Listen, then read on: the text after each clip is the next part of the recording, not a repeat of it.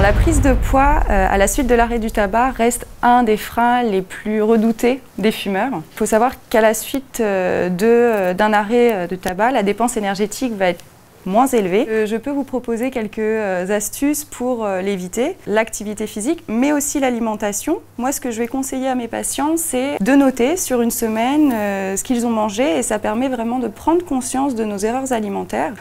Tout est basé sur l'alimentation équilibrée sous forme de 3 repas par jour, avec la possibilité d'instaurer une collation.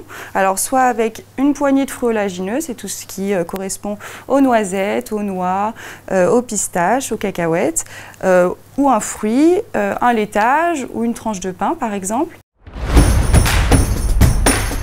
Un repas équilibré doit se composer de 5 choses. Donc, moi j'utilise souvent les 5 doigts de la main pour se rappeler. Donc vous avez besoin d'un légume, vous avez besoin d'un féculent, de viande, poisson ou des œufs, d'un produit laitier et d'un fruit. Si vous avez tous ces aliments, c'est que votre repas est équilibré.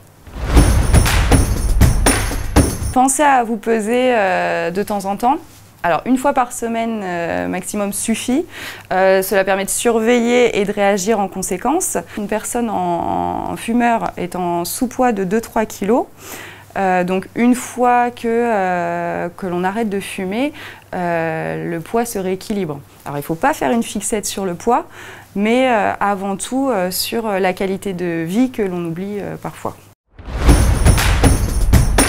Pour éviter la prise de poids, il suffit simplement donc, de respecter l'équilibre alimentaire tout en évitant les excès, mais surtout découvrir un nouveau plaisir, le plaisir gustatif. Alors il faut savoir que les perceptions gustatives peuvent être décuplées à la suite de l'arrêt du tabac.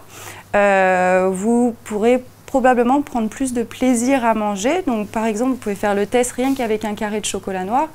Rien que fermer les yeux et vous sentirez tous les arômes vraiment du chocolat.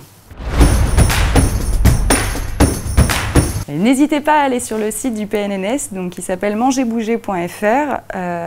Il y a un onglet qui s'appelle la fabrique à menus, donc où vous trouverez des idées de menus avec les recettes et la liste de courses qui va avec. Si vous avez tendance à prendre quelques kilos à la suite de l'arrêt du tabac, la reprise n'est pas la solution. Orientez-vous plutôt vers un diététicien pour une prise en charge personnalisée.